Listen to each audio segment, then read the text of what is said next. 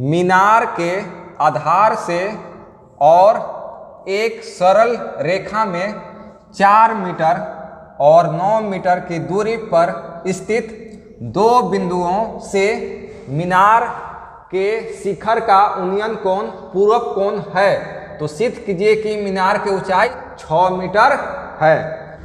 मान लीजिए कि ये हो गया मीनार, क्या हो गया मीनार। अब मीनार के आधार से सरल रेखा 4 मीटर, सरल रेखा 4 मीटर, ये हो गया 4 मीटर और 9 मीटर।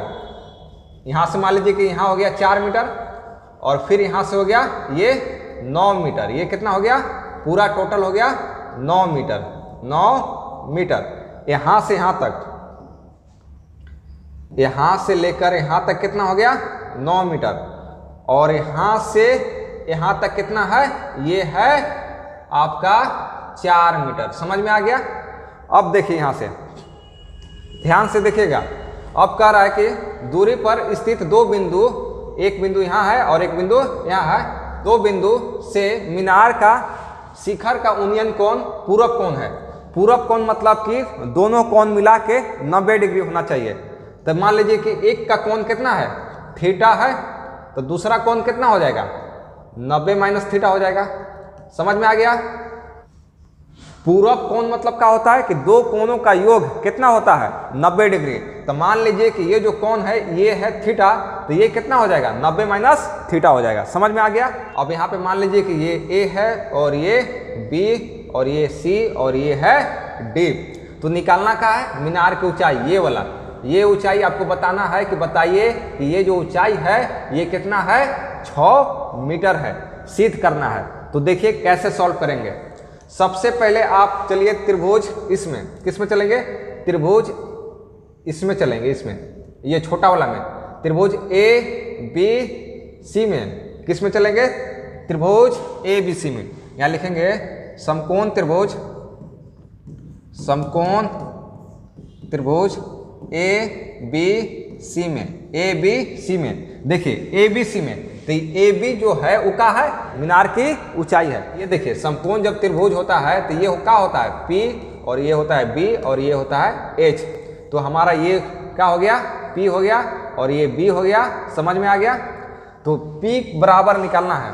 P का मान नहीं दिया है तो ऐसे ही लिख लीजिए और B का मान कितना है 4 मीटर है और थीटा का मान कितना है, कौन थीटा का मान ये है थीटा।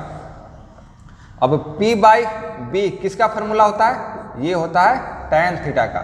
P का मान कितना है, नहीं है तो ऐसे लिखेंगे और B का मान कितना है 4 मीटर बराबर tan का tan और थीटा की जगह पर कितना है थीटे है। समझ में आ गया।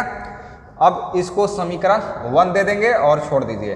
अब चलेंगे समकोण त्रिभुज इसमें, इसमें A B और यहाँ D और इधर चलेंगे ना A B D में। यहाँ लिखेंगे समकोण त्रिभुज A B D में, A B D में। देखिए इसमें P बराबर कुछ नहीं है, P बराबर कुछ नहीं है और B बराबर है, B बराबर कितना है बताइए, B बराबर कितना है, यहाँ से लेकर यहाँ तक भी है, ये है 9 मीटर। कितना है 9 मीटर और कौन थीटा कितना है, ये है कौन theta equal to 90 minus theta. कितना है 90 माइनस थीटा है।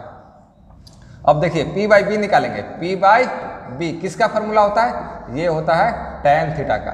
P का मान नहीं है छोड़ दीजिए और B का मान है 9 बराबर tan, अब थीटा की जगह पर कितना है, ये है 90 माइनस थीटा। समझ में आ गया। ये P का P बटा 9। अब देखिए tan 90 माइनस थीटा किसका फॉर्मूला होता है, ये होता है कोट थीटा का। समझ में आ गया। ये इसको दे दीजिए समीकरण 2। अब यहां से देखिएगा ध्यान से, समीकरण 1 और 2 से, 1 और 2 से देखिए LHS वाला LHS के साथ गुना कराएंगे, RHS वाला RHS के साथ गुना कराएंगे।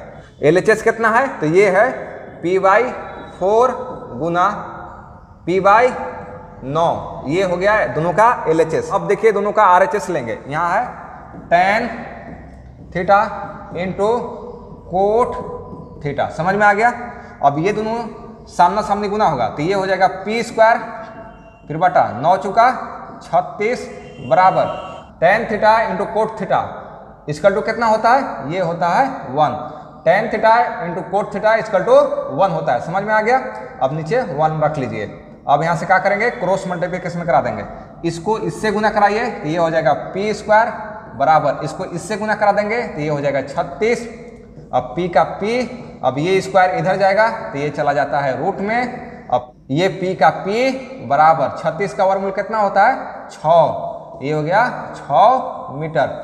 आपको लेके क्या आना था, मीनार की ऊंचाई 6 सेंटीमीटर आना चाहिए। तो यहाँ पे देखिए पी बराबर कितना आ गया 6 सेंटीमीटर। पी का था मीनार की ऊंचाई। ये हो गया आपका प्रूफ, समझ में आ गया। जल्दी से इसका स्क्रीनशॉट लीजिए या तो कॉपी में इसको नोट कीजिए। फिर मिलते हैं हम लोग नेक्स्ट वीडियो में।